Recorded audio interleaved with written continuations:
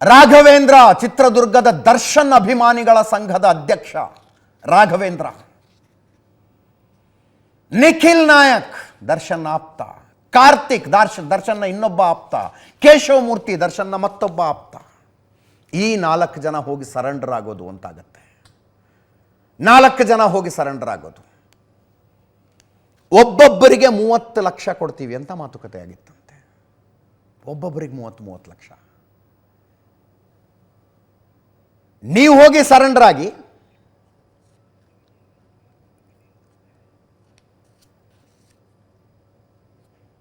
ಅಲ್ಲಿ ಅರ್ಜೆಂಟಾಗಿ 15 ಲಕ್ಷ ದುಡ್ಡಿತ್ತು. ಒಬ್ಬೊಬ್ಬರಿಗೆ 5 ಲಕ್ಷದಂಗೆ 3 ಜನರಿಗೆ ಕೊಡ್ತಾರೆ, ಇನ್ನಿಬ್ಬರಿಗಿಲ್ಲ. ನೀವು ಹೋಗಿ ಸರೆಂಡರ್ ಆಗಿ ಮನೆಯವ್ರಿಗೆ ತಲುಪಿಸ್ತೀವಿ ನಾವು. ಕಂಡೀಷನ್ ಏನು? ಹಣಕಾಸಿನ ವ್ಯವಹಾರಕ್ಕೆ ಕೊಂದಿದ್ದೀವಿ. ದರ್ಶನ್ ಅನ್ನೋ ಹೆಸರೇ ಬಾಯಿ ಬಿಡಂಗಿಲ್ಲ.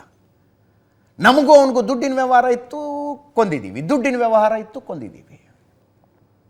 ಆ್ಯಕ್ಚುಲಿ ನಾ ಇವತ್ತು ಮನೆಗೆ ಹೋದಾಗ ಪೊಲೀಸರು ಏನು ಕೇಳಿದ್ರಂತೆ, ನಿಮ್ಮ ಮಗ ಎಲ್ಲರೂ ಸಾಲ ಮಾಡ್ಕೊಂಡಿದ್ನ ತುಂಬ ಅಂತ ಕೇಳಿದ್ರಂತೆ ಪೊಲೀಸರು. ಯಾಕಂದ್ರೆ ಇವ್ರು ಏನು ಹೇಳಿದ್ರಲ್ಲ, ದುಡ್ಡು ಕೊಟ್ಟಿರಲಿಲ್ಲ ಅದಕ್ಕೆ ಕೊಂದಿದ್ದೀವಿ ಅಂತ ಕೇಳಿದ್ರಲ್ಲ.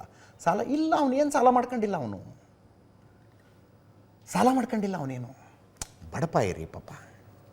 9ಕ್ಕೆ ಹೋಗಿ ಸಂಜೆ ಕೆಲಸಕ್ಕೆ ಮನೆಗೆ ಬಂದು ಮನೆಯಲ್ಲಿ ಊಟ ಮಾಡಿ ಮಲ್ಕೊತಾ ಇದ್ದ ಅವನು.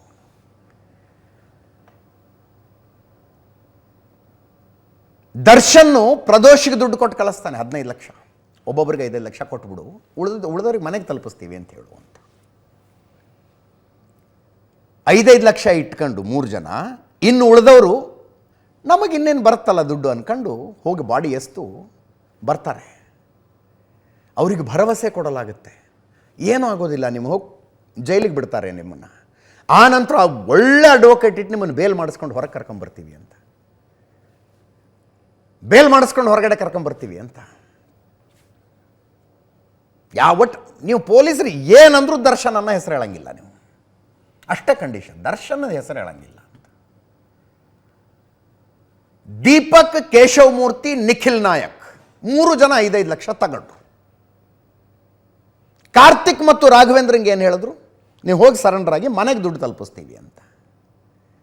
ದುಡ್ಡು ತಲುಪಿಸ್ತಾರೆ ಅನ್ನೋ ಗ್ಯಾರಂಟಿನೂ ಇರುತ್ತೆ ಇವ್ರಿಗೆ. ಯಾಕಂದರೆ ದರ್ಶನ್ ಹೆಸರು ಬಂದುಬಿಟ್ರೆ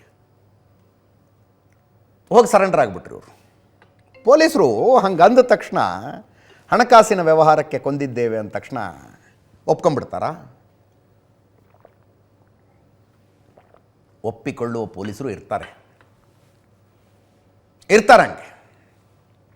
ಅದು ಬೇರೆಯದೇ ಜಗತ್ತಿನಲ್ಲಿ ನಡೆಯುತ್ತೆ. ಅದಕ್ಕೆಲ್ಲ ಮೊದಲೇ ಮಾತುಕತೆ ಮುಗಿಸ್ಕೊಂಡಿರ್ತಾರೆ. ಧಾರವಾಡದ ಯೋಗೇಶ್ ಗೌಡ ಕೊಲೆ ಕೇಸ್ನಲ್ಲಾಯಿತು, ಮರ್ಡರ್ ಆಯಿತು, ಹೋಗಿ ಸರೆಂಡರ್ ಆದರು. ಜಮೀನಿನ ವ್ಯವಹಾರಕ್ಕೆ ಕೊಂದಿದ್ದೀವಿ ಅಂದರು. ಜಮೀನಿನ ವ್ಯವಹಾರಕ್ಕೆ ಕೊಲೆ ನಡೆದಿತ್ತು, ಆರೋಪಿಗಳನ್ನು ಬಂಧಿಸಿದ್ದೇವೆ ಅಂತೇಳಿ ಪೊಲೀಸರು ಕೋರ್ಟಿಗೆ ಬಿಟ್ಟು ಬಂದರು. ಹೋಯ್ತು ಮುಂದೆ CBIಗೆ. ಬಂತಲ್ಲ ಗುಮ್ಕೊಂಡು ಕೇಸು. ಸತ್ಯ ಹೊರಗೆ ಬಿತ್ತವಾಗ ಜಮೀನಿನ ವ್ಯವಹಾರ ಅಲ್ಲ, ರಾಜಕೀಯದ ಸಿಟ್ಟಿಗೆ ಸಚಿವರಾಗಿದ್ದ ವಿನಯ್ ಕುಲಕರ್ಣಿ ಮಾಡಿಸಿದ್ದನ್ನು ಅಂತ CBIನವ್ರು ಹೇಳಿದ್ರು. ತನಿಖೆ ಮಾಡಿದ ಪೊಲೀಸರು ಪ್ಯಾಂಟ್ ಒದ್ದೆ ಆಗ್ಬಿಟ್ಟು ಅವರು ಎಲ್ಲ.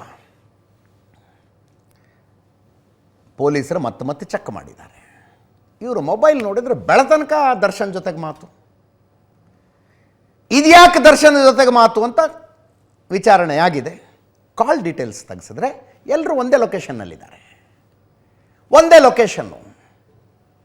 ಆವಾಗ ಗೊತ್ತಾಯ್ತು ಈ ಕೇಸು.